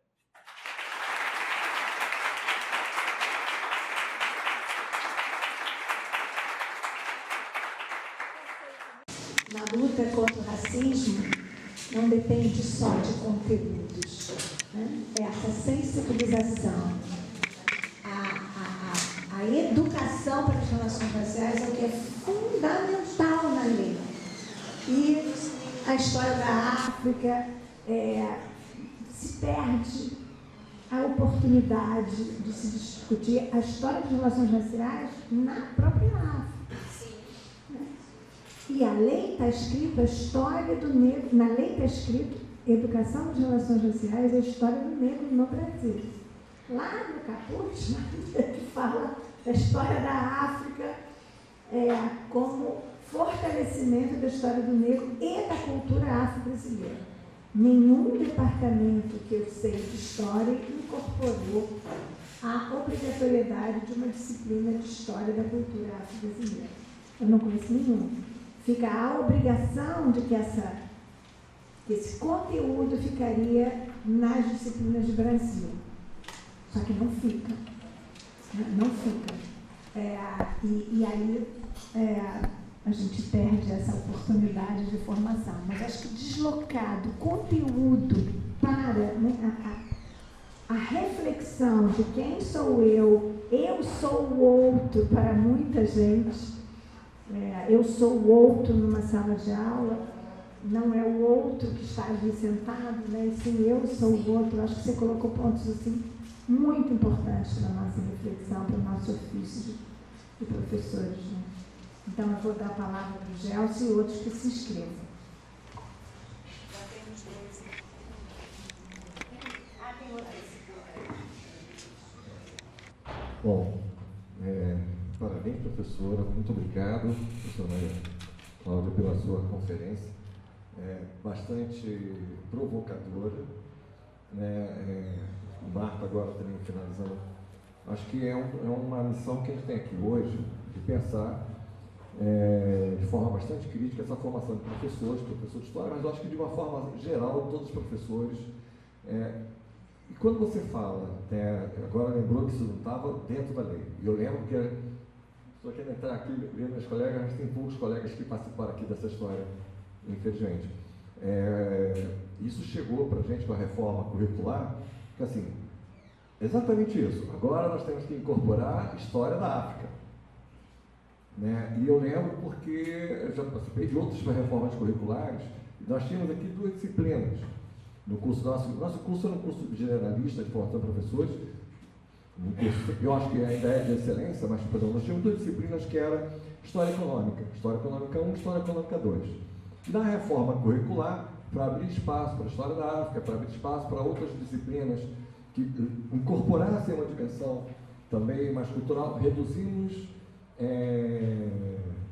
História Econômica, as 2 foram eliminadas, foram incorporadas dentro da disciplina de moderna e contemporânea. Em tese, formalmente, os conteúdos passaram para lá.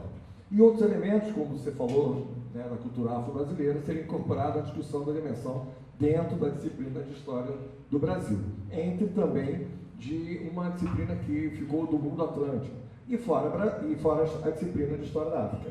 Qual é o problema? Não combinaram com a formação dos professores que já existiam. Então, tirando quem entrou no concurso de História da África, que entra já com essa definição, com essa preocupação da disciplina, os outros têm a partir da sua estudo. Por exemplo, a Daniela vai ensinar a História da África a partir do que ela estudava, né, do mundo atlântico, do tráfico, Zé Roberto vai dar em cima disso. Pedro, em cima daquilo que ele estudou com a questão da Inquisição. Eu já lecionei História da África. Sim. Pois é. O que eu peguei? O que eu conheço razoavelmente bem, que é do imperialismo aos nossos dias. De cabeça agora eu não vou citar, mas eu fico muito chateado da vida quando eu vejo listar guerra na Ucrânia, por exemplo, porque Hamas não está em guerra.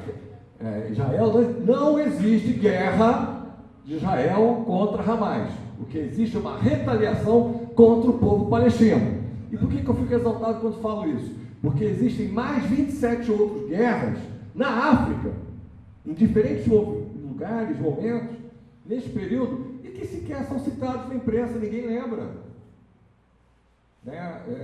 Eu sou péssimo de memória, mas assim, se quiser eu busco lá nas minhas anotações, porque quando começou a guerra da Ucrânia eu fiz o levantamento. Aí peguei lá o mapinha e fui lá, listei. Então assim, bom, tudo isso para dizer o quê? Depende muito. Hoje, infelizmente, você pontou muita coisa de positivo, mas uma das coisas que continua dependendo é da formação do professor e da disponibilidade do professor de continuar no aprendizado. Aprendizado tem que ser continuado. A formação nossa tem que ser continuada.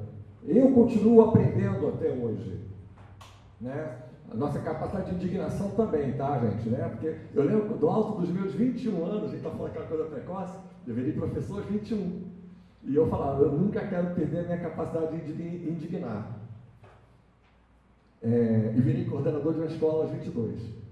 E eu falava para os professores, todos eles eram muito mais velhos do que eu, alguns dos meus professores.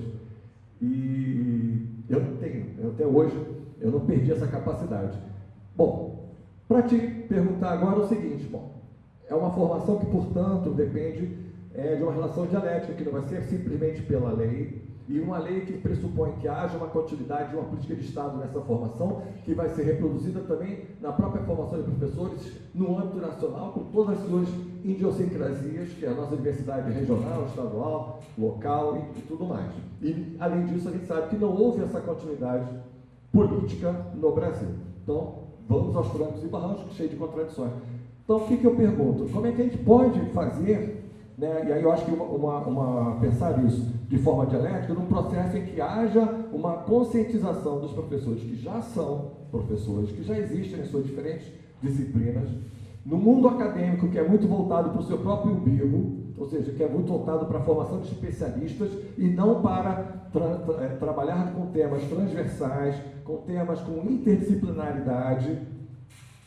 Como a gente concilia toda essa necessidade de ser atualizado, de procurar essa busca de conhecimento, de estar aberto à transformação e a novos conhecimentos, trocas de saberes interdisciplinares, e ao mesmo tempo com esta sensibilidade, que é o primeiro ponto, você colocou ali a sensibilidade, né? Mas a primeira coisa é a sensibilização sobre esta questão também.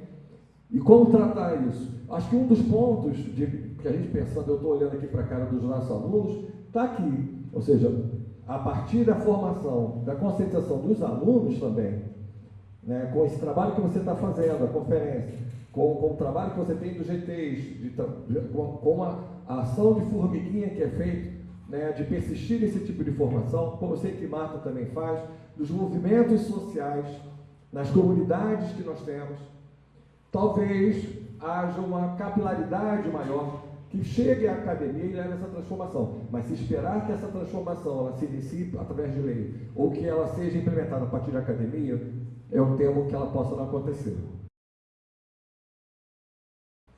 Boa tarde. Eu sou Tatiana, sou doutoranda do programa e sou professora há mais de 20 anos na rede pública lá do Amapá. Eu me formei antes da lei, em 2001. Quando veio a lei, a gente se pegou assim, né, assim, nossa, temos que estudar essa lei e se especializar, ir atrás. Então, eu sempre fui uma pessoa assim, muito motivada em procurar implementar a lei, em estimular os meus colegas na escola, né? Inclusive na escola, sempre que eu passo, a gente faz sempre um projeto, né? Tentando envolver toda a escola com atividades, né, a respeito da lei. E uma das questões que me preocupa é colegas de outra área que olham para mim e aí eles veem assim, como que eu trabalho essa lei na minha disciplina matemática, na minha disciplina física, na minha disciplina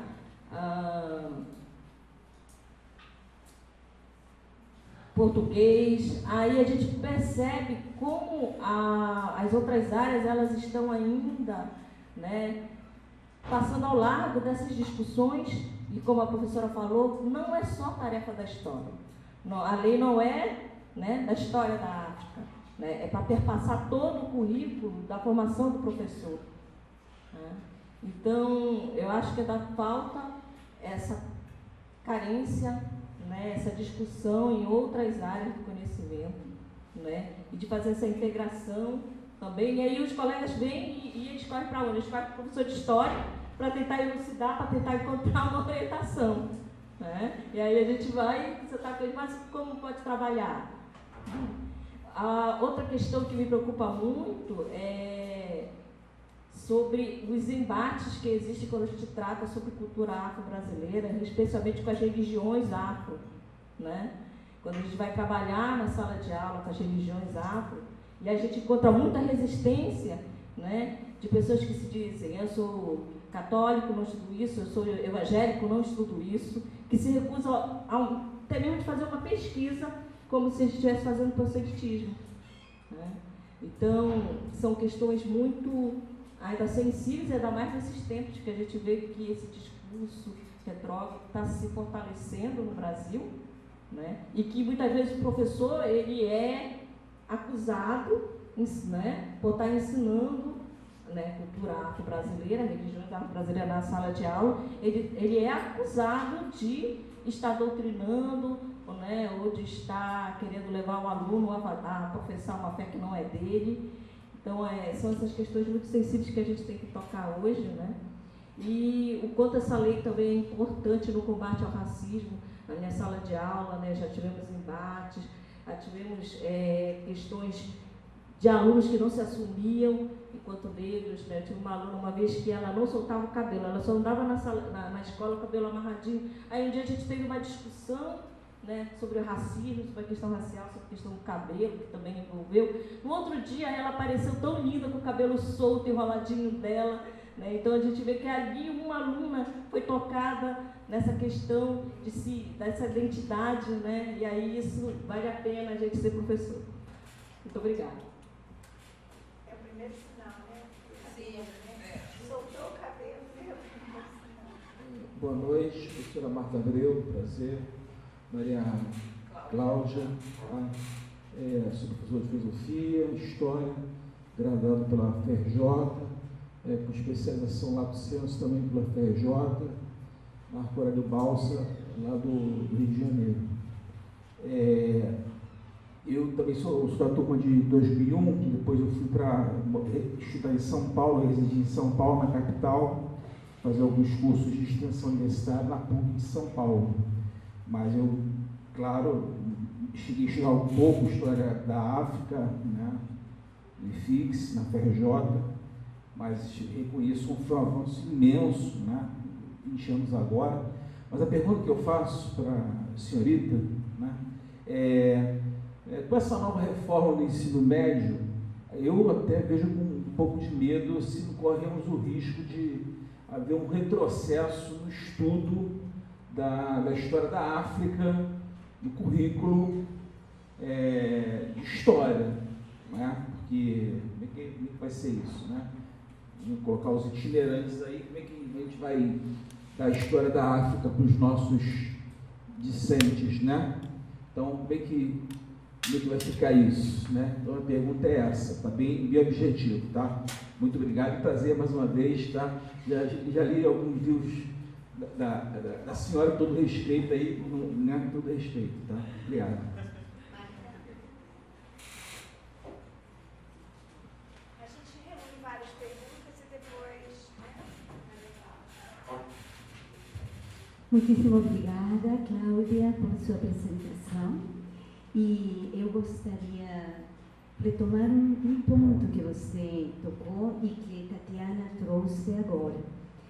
Eu observo que a gente está em um tripé, que as relações étnico-raciais, elas puxam também para outro elemento, que é toda a questão da discussão LGBT e o grande guarda-chuvas que compõe a questão LGBT, questões de gênero e as questões étnico-raciais e na questão da ideologia de gênero, como uma bandeira colocada, uma bandeira política colocada, que desce para o chão da sala de aula e se constitui em uma guerra interna entre professores e alunos, não? Então, eu observo que existe, de um lado, a ameaça a uma religião oficial, então a intolerância religiosa tem uma intolerância com diversidade sexual e traz uma intolerância racial também, não? Para mim são coisas extremamente unidas, não tenho dificuldade em separar. E eu gostaria de escutar da senhora como você vê a interface entre o elemento institucional, e aqui eu estou pensando concretamente MEC e todas as suas leis, estou pensando no legislativo, concretamente no Congresso, e faz 2 semanas a gente observou aonde que se está caminhando nas comissões para as questões sexuais, não? O retrocesso. Não estou nem discutindo aborto, estou atrás. Casamento homoafetivo está sendo colocado em discussão. E, de outro lado, a mobilização interna entre professores. Existe uma paralisia entre professores, e eu estou pensando em escola pública e na escola privada. Uma paralisia do silêncio. Nos últimos 5 anos, os conselhos de pais paralisaram professores. Eles não podiam se mais expressar, não? Gostaria que você nos conversasse sobre isso. Como você vê isso? Obrigada. Gente, mais alguma pergunta? Posso encaminhar, então, para a Cláudia? Vamos lá, não sei se a gente consegue, né, falar de tudo, mas a gente vamos tentar. Gerson, sobre a universidade, assim, a questão da sensibilidade, eu acho que está acima. Esse é o foco que eu estou pensando, assim, o caminho que a gente pode pensar, né? Como eu, primeiro, que é até o estudo que a Renísia fez em 2013 e que outras pessoas estão olhando.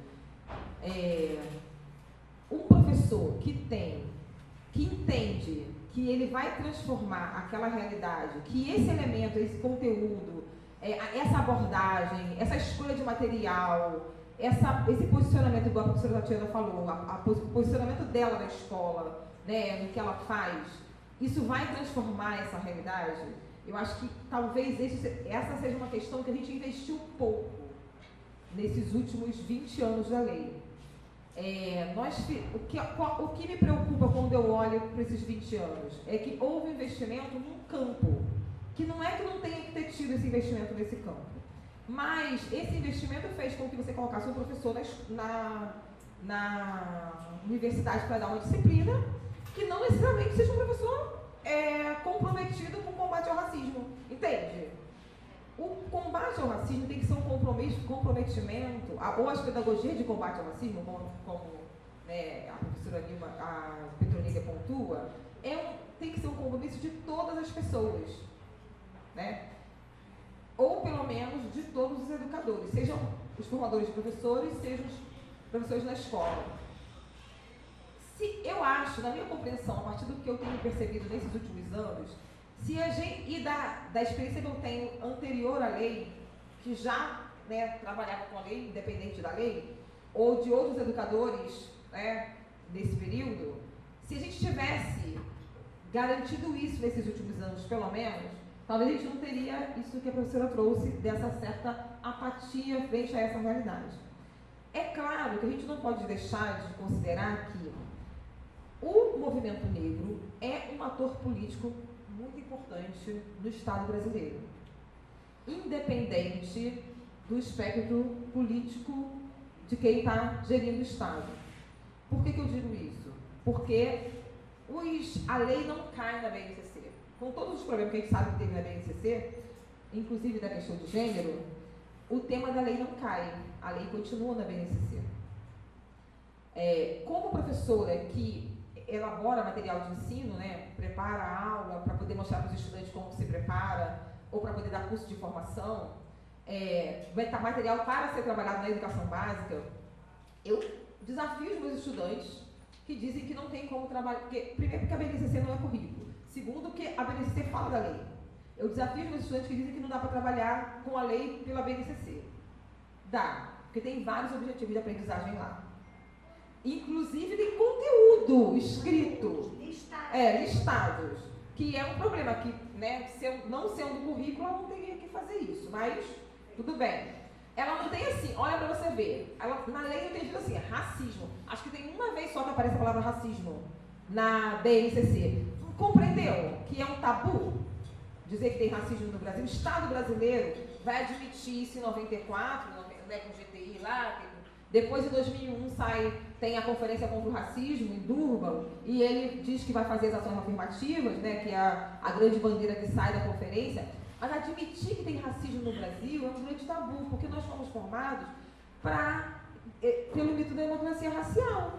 Então, essa é a grande questão que a gente tem que enfrentar. Esse professor... Tá, então vamos lá. O professor de América tem que trabalhar a lei. O professor de contemporâneo tem que trabalhar a lei. Todos os professores de Brasil não são só os professores de Brasil que têm que trabalhar a lei. O professor de antiga, entendeu? Então, desse ponto de vista, eu lembro que logo que a lei foi aprovada, aí passou um tempinho, eu estava na UERJ fazendo mestrado, aí tinha uma história de fazer um curso de formação.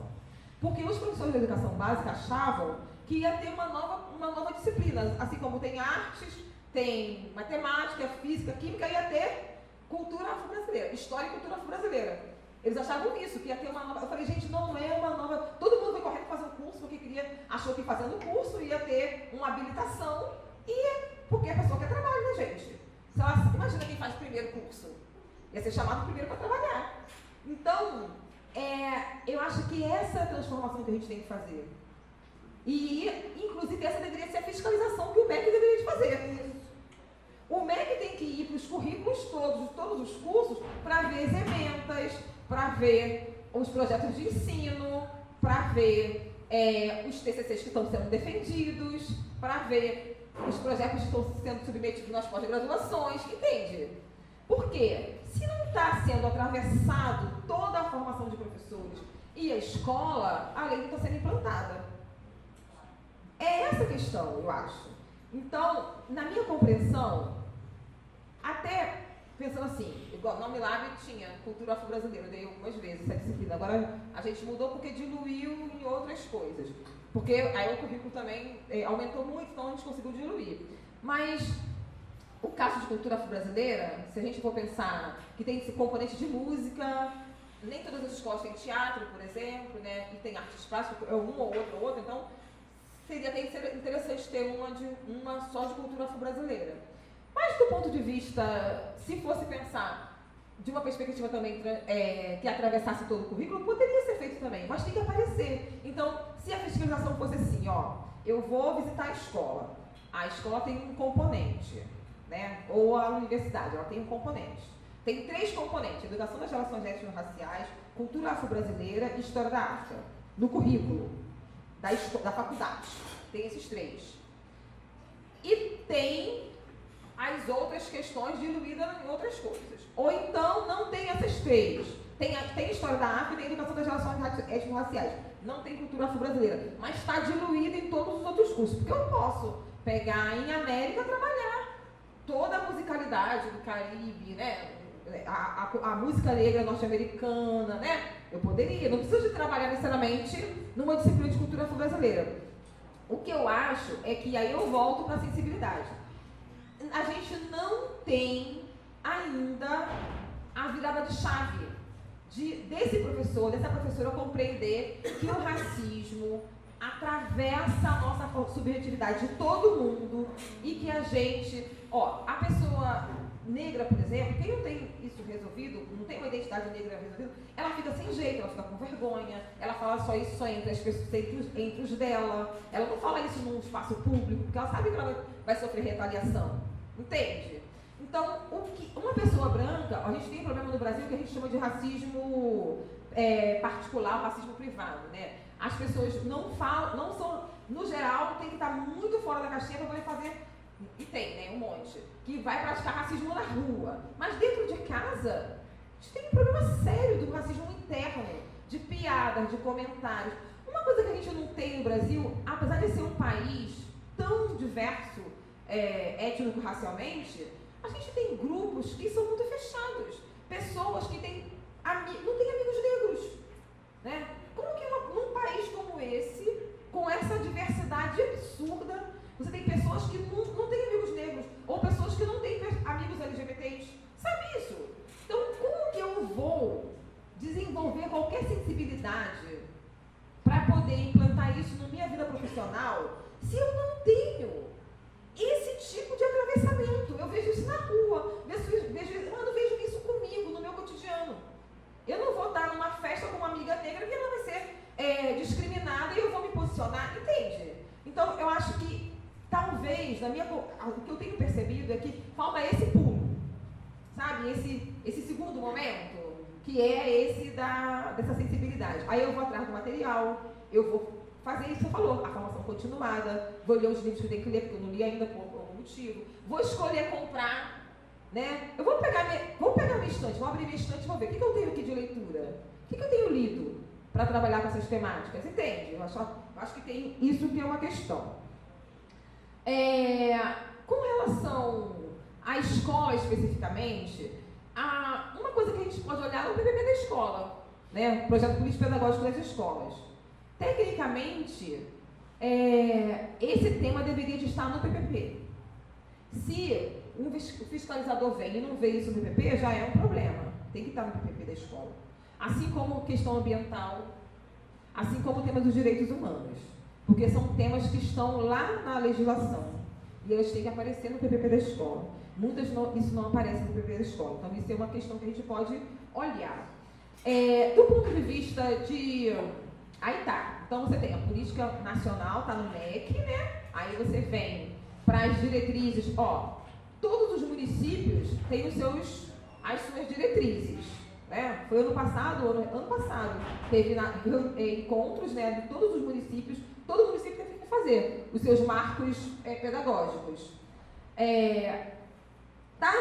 Que eu estava até explicando isso para os alunos, porque você pega o documento dos documentos federais, você pega documentos estaduais, eu pego os documentos municipais e aí eu falo, agora você está na escola no município, você tem que seguir o que está nas diretrizes municipais, estaduais e federais. Nos 3 documentos da Bahia, aparecem todos os documentos, tanto municipal, quanto estadual, quanto federal. Mas a escola não faz. E aí, o que você tem que fazer? Você pode fazer uma denúncia. Mas se você não tiver esse comprometimento, você vai fazer essa denúncia? Não vai fazer essa denúncia. Então, esse é um outro problema. Porque as pessoas falam que não está, gente, está na documentação. Você tem, mesmo com o governo Bolsonaro, está na documentação. Se você olha, por exemplo, no Ministério dos Direitos Humanos, que era Mulheres e Direitos Humanos e Infância, né, acho que era esse o nome, quando você... Uma coisa é o que a Damares falava publicamente, mas quando você vai olhar as políticas públicas que foram feitas no governo, tem lá algumas coisas foram feitas. Você podia mandar um projeto que ela era obrigada a financiar. Então, é também uma questão, na minha compreensão, falta essa sensibilidade para entender que isso é um tema que é estrutural do país. Sabe? Eu acho que esse é um elemento que é o que a professora Tatiana... E aí o que acontece no geral? Os estudos apontam que é o professor proativo que vai fazer. Essa professora, esse professor. Não é uma coisa da escola. É uma coisa... Quando essa professora sai da escola, acaba. Se a Tatiana sai da escola que ela trabalha, ninguém vai perguntar mais para ela, vai ficar todo mundo atrás dela, acaba. Então, esse é um outro elemento. A gente precisa de ter fiscalização, inclusive, para poder não ficar na mão só da Tatiana, tem que ficar na mão de outras pessoas, não pode ficar só com ela. Esse é um outro problema. Quando eu trabalhava no Piauí, aí eu dei aula para o Parfor. Vocês conhecem o Parfor? Que é um programa de formação para professores leigos também. No Nordeste ele foi muito forte. Ainda tem, mas tem menos. A Amapá deve ter tido Parfor. Então, eu fui professora do Parfor. No curso de matemática, para a disciplina de... Parfor é um programa de formação de professores. Parfor. Mas o nome todo eu não sei. Como é? O professor continua trabalhando, no final de semana ele vai para um polo para poder estudar, final de semana. E eles ganhavam uma bolsa para isso, que eu acho que era R$900, se eu não me engano, na época. Isso em 2014. E depois, nas férias também, os professores iam nas férias estudar, tá, gente? Final de semana. Aí eu dava aula para os professores do Maranhão. Trabalhava no Piauí, em Teresina, mas dava aula para os professores do Maranhão. Eu dei aula para o curso de matemática, uma disciplina que era Educação das Relações Étnico-Raciais, Gênero e Diversidade, tudo junto. Dei essa disciplina e dei ensino de História, no curso de Pedagogia. No curso de Pedagogia, eu fiz um trabalho... Não, no curso de Pedagogia, de Pedagogia. Eu fiz um trabalho com elas. Vocês já ouviram falar da Esperança Garcia, da escravizada, que fez uma carta denunciando o senhor? Então, ela é do Piauí, né? Ela é século XVIII, 1776, ela era de uma fazenda, chegou um administrador novo, tirou todo mundo de lá e tinha muitos sofrimentos. Ela faz uma denúncia para o governador da província, denunciando pelos maus tratos. E a gente não sabe o que aconteceu, se ela foi retirada ou não, porque não conseguimos mais documentos, não tem mais documentos sobre o assunto. Mas eu peguei essa fonte para trabalhar com os estudantes do curso de Pedagogia, que eu não ser generalista, né? Trabalhar com várias áreas. E uma das coisas que eu fiz para pensar a questão das áreas, sabe, Tatiana, que você estava falando, que fica só com história. Eu peguei um documento histórico, um tema que é muito trabalhado na história, mas eu trabalhei com eles porque ela fala dos maus tratos, do corpo, onde ela foi machucada.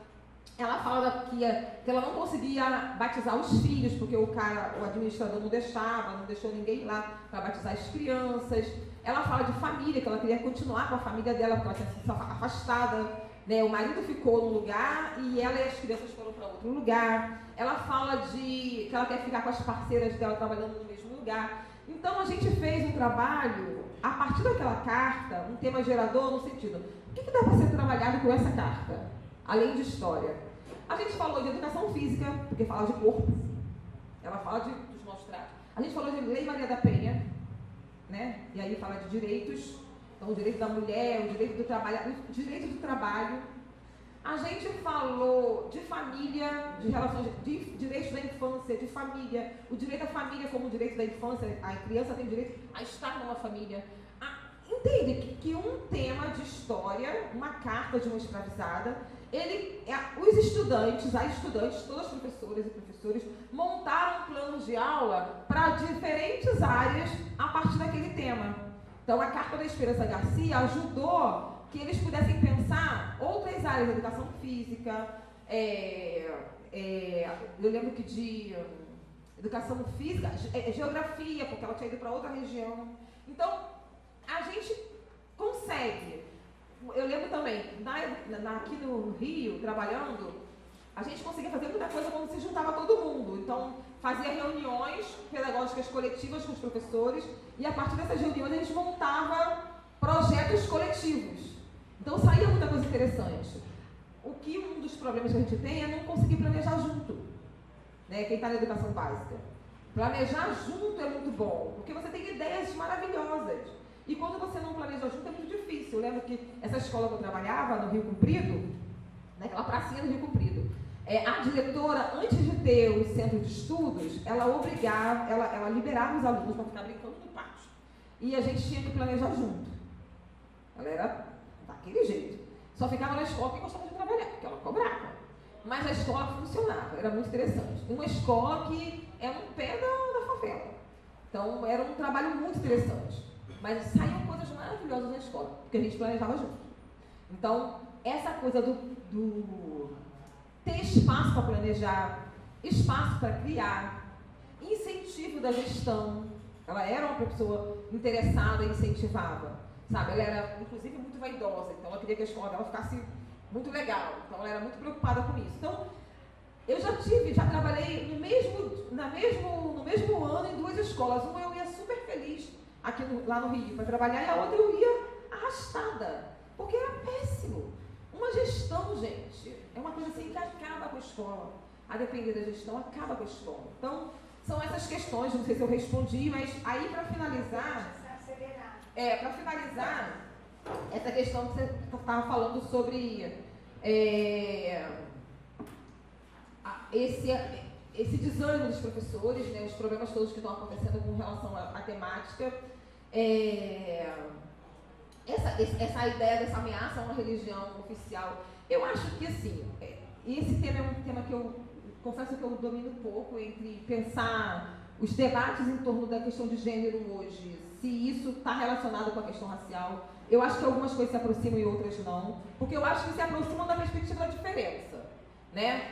Dessa coisa da diferença, mas eu acho que tem um campo já consolidado da temática racial que me parece que a luta pelas identidades de gênero, da questão da sexualidade, ainda precisa de ser mais fortalecida, né? Então, e tem uma coisa que até conversava com o Gerson agora lá no café, que é o cuidado também da gente, porque há uma simplificação da sociedade de que tanto a questão racial quanto a questão das identidades de gênero e da sexualidade é só uma coisa de identidade. É para além disso, é mais do que isso. Parece que no campo da raça, da questão étnico-racial, isso está mais fortalecido e está mais consolidado. Tanto que a gente não perdeu isso na BNCC. Né? E mesmo no governo de direita, as pautas de raça continuaram, com todos os problemas, elas continuaram. As questões de gênero são mais difíceis. Mas eu acho, inclusive, que há também, sabe, a cortina de fumaça? O tema que eu vou escolher para poder criar toda essa mobilização, esse problema para mobilizar a sociedade e para polarizar a sociedade. Eu acho que, inclusive, eu sou do tipo que não entro nas polarizações. Porque quando a gente entra nas polarizações, a gente está fortalecendo o grupo, que mesmo que ele esteja sendo pressionado, esteja sendo criticado, ele está sendo com visibilidade. Então, eu sou muito contra essas polarizações. Eu acho que não é por aí. É claro que, assim, a gente tem problemas, né? Esses problemas não vão terminar, me parece. A gente está retomando agora, tem muito pouco tempo para poder pensar a retomada da agenda que parou. Mas eu acho que do ponto de vista da pauta étnico-racial, ela já virou uma agenda de Estado. Ela não é uma agenda de governo, mas é uma agenda de Estado. Precisa melhorar? Precisa. É claro que governos mais sensíveis, mais proativos, mais comprometidos com pessoas que estão fazendo a política pública, vai fazer melhor? Claro, né? Mas eu acho, na minha compreensão, não tem mais como recuar com a temática. Com relação às questões de sexualidade, de gênero, das identidades nesse campo, a gente ainda tem que avançar bastante, infelizmente. A gente precisa de lutar mais, né, para essa questão, inclusive a pauta das mulheres, né? Então, acho que é isso, não sei se eu ajudei a responder. Obrigada.